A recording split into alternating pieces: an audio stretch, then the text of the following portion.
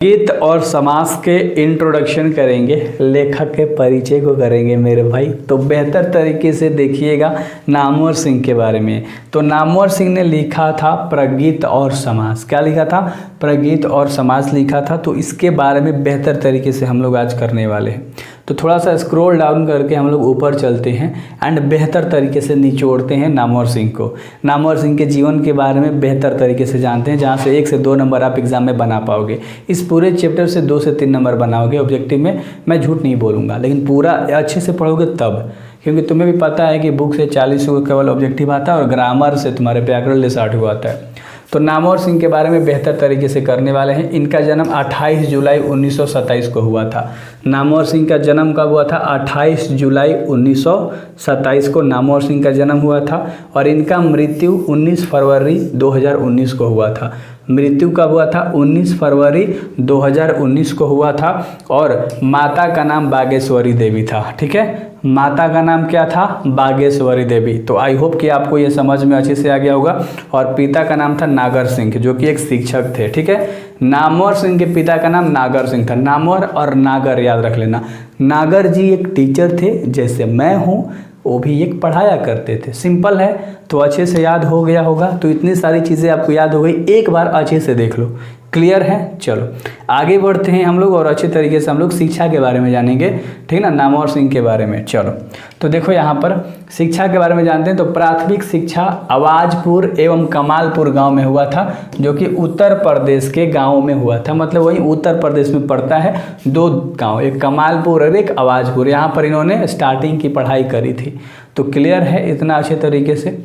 High school के बारे में अगर आप बात करोगे तो दिव्येत क्षत्रिय स्कूल बनारस, यहाँ से इन्होंने 10th करा था। हाई स्कूल था इनका।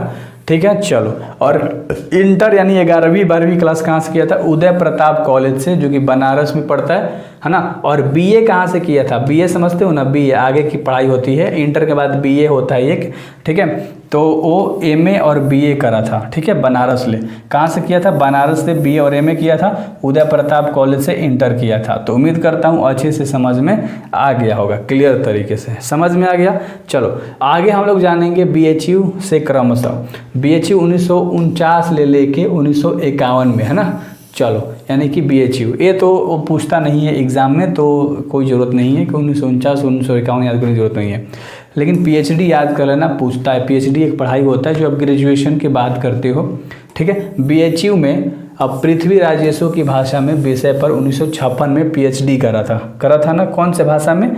याद रख लेना। ठीक है, पृथ्वी राजेशों की भाषा विषय पर, है ना। 1956 में पीएचडी करा था। फिर से सुनो, पृथ्वी राजेशों की भाषा विषय पर बीएचयू में क्या करा था? 1956 में पीएचडी किया था। क्लियर है? तो इस तरह से आप अच्छे से समझोगे, है ना। आगे हम लोग जानेंगे वृत्तिया के बारे में कि इन्होंने क्या क्या चीज़ें लिखी है। ध्यान से देखो। चलो सबसे पहले तो हम लोग 1953 में काशी हिंदू विश्वविद्यालय में अस्थायी व्याख्यात यानी लेक्चर के काम किए थे। वृत्तिया यानी कि होता है काम। तो 1953 में काशी हिंदू विश्वविद्यालय में अस्थायी व्याख्याता यानी लेक्चर का काम किया था। और एक छोटा सा यहाँ पर पॉइंट है, ये सब देख लो, ये सब तुम्हारे पॉइंट है मेरे भाई, जो मैं आपको बेहतर तरीके से समझा रहा हूँ। 1959 से लेकर 1960 यानी 1 साल तक सागर विश्वविद्यालय में असिस्टेंट प्रोफेसर के रूप में काम किया था। 1960 से 1965 तक बनारस में रहकर स्वतंत्र लेखन का काम किया था। यानी और कोई भी काम नहीं था, केवल लेखन का काम किया था, लिखने का काम किया था। कब? 1960 से 1965 तक। और 1959 से लेकर 1960 तक इन्होंने क्या करा था? एक प्रोफेसर मतलब असिस्टेंट का काम किया था। ठीक ना, प्रोफेसर असिस्टेंट का काम किया था। कौन से कॉलेज में? सागर विश्वविद्यालय में। अगला पॉइंट, जनयुग यानी साप्ताहिक दिल्ली में संपादक और राजकमल प्रकाशन में साहित्य सलाहकार थे। ये नहीं है। ठीक है, चलो ये नहीं है, ये पूरा एक ही में पॉइंट है मेरे भाई। क्या? राजपुर यानी साप्ताहिक दिल्ली में संपादक और राजकमल प्रकाशन में साहित्य सलाहकार भी ये थे। तो ये इम्पोर्टेंट नहीं है, जो पॉइंट इम्पोर्टेंट होता है मैं आपको बता देता हूँ। ठीक है, आगे देखो। ठीक है, 1967 से आलोचनात्मक त्रैमासिक का संपादन किया था। 1900 है ना, पहले याद रख लो 1967 से, इतना एक पॉइंट याद रखना अच्छे तरीके से। ठीक है, 1967 से आलोचना त्रैमासिक का संपादन किया था। 1970 में जोधपुर विश्वविद्यालय यानी कि राजस्थान में हिंदी विभाग के अध्यक्ष पद पर प्रोफेसर के रूप में नियुक्त हुए थे मेरे भाई। ठीक है, कब? 1070 में। ठीक है, चलो अगले हम लोग बात यहाँ पर 1070 नहीं 1970 होना चाहिए था, 1970 में केवल। ठीक है, चलो अच्छे से याद रखना, थोड़ा सा टाइपिंग मिस्टेक है और कुछ नहीं।